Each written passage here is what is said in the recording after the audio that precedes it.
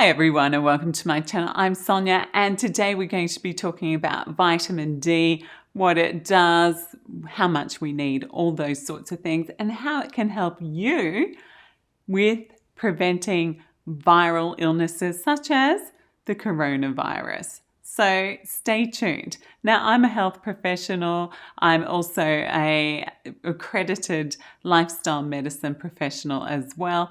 And the information that I bring to you is valid, reliable, and the references are in the description box below. If you like information that is real, then you need to give me a thumbs up and definitely subscribe to my channel. So what is vitamin D? So vitamin D insufficiency has been related to things like age, ethnicity, geographical location, obesity, and sex. And it has also shown that if you are lower in vitamin D, this is what the research says, that you are more prone to acquiring a viral illness such as COVID or coronavirus.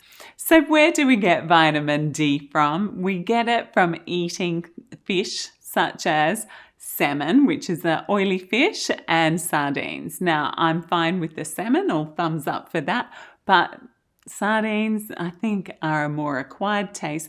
Though when we traveled in Turkey, we had these little sardine fish on fresh white that were like fried and put on these little white buns that were like, so delicious, wrapped in newspaper just off the side stand near the water there, and they were great. So I think it's how you prepare them. Definitely they were delicious like that.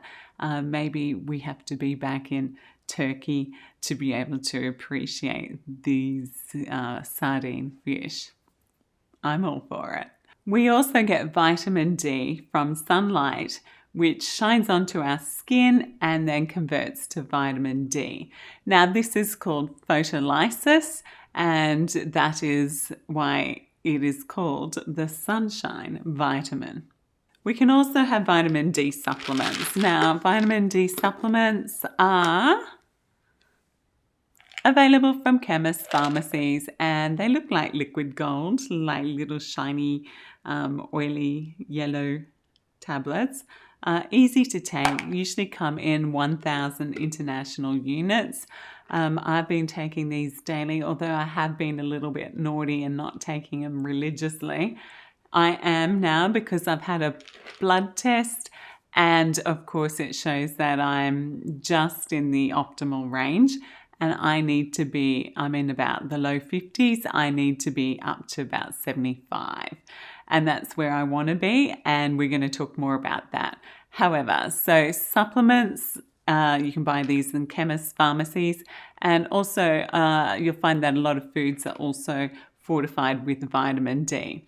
So out of the foods, mainly in oily fishes, supplements, like I said, fortified foods, and the sunshine.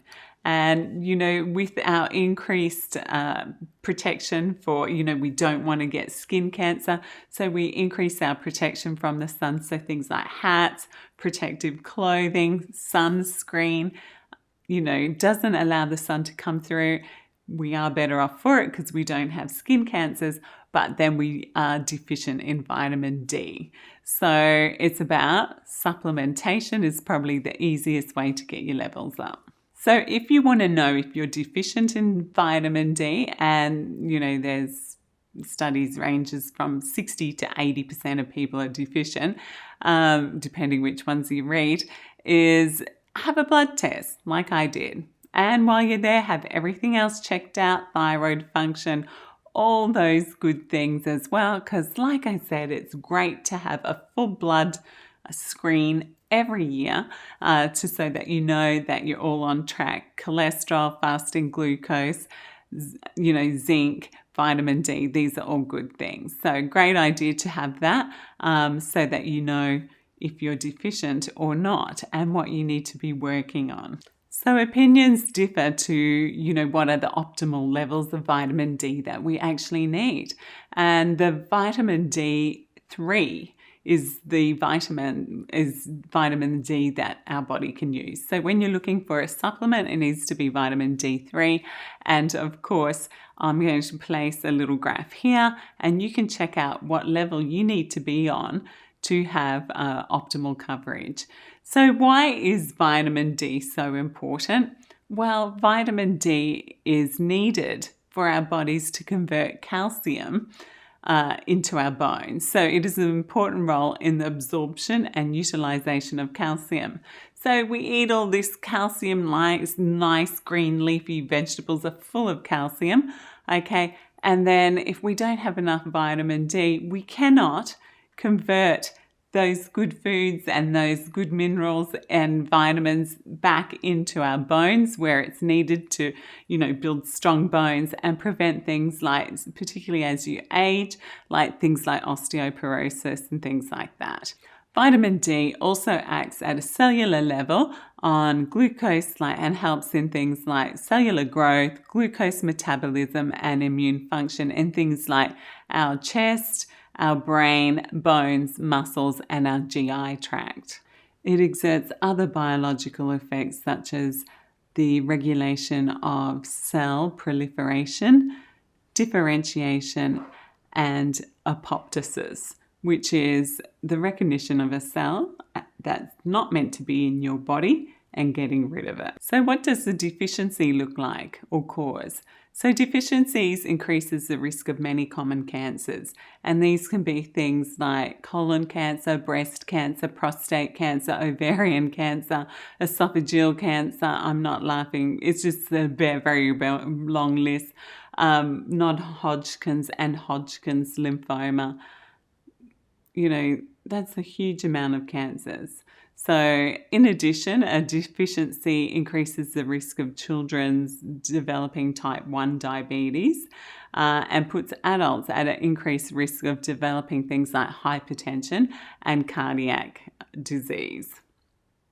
Vitamin D deficiency has also been associated with an increased risk of mental health problems as well as individual responses to stress.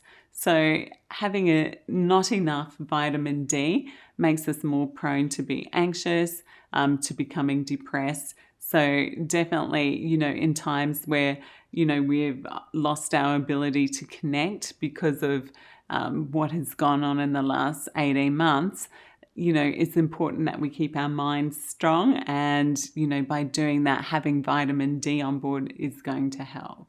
Having a decreased amount of vitamin D may also impact the risk of a respiratory tract infection. So it addresses viral replication and hyperinflammation, and these are the things that play a major role in the pathogenesis of severe COVID-19. So the risk groups, who are they? What are they? So vitamin D deficiency is common in certain risk groups. These are children with low birth weight, pregnant women, older people, and non-Western immigrants. In a study of 392 hospital staff in Birmingham, UK, it showed that being Black, Asian, or an ethnic minority, or vitamin D deficient, so that was less than 30 nanomoles, were independent predictors of testing positive for SARS-CoV-2 antibodies. So overall, 72% of those with vitamin D deficiency tested positive, compared with 51% of those without a vitamin D deficiency. So that's a pretty telling study, isn't it?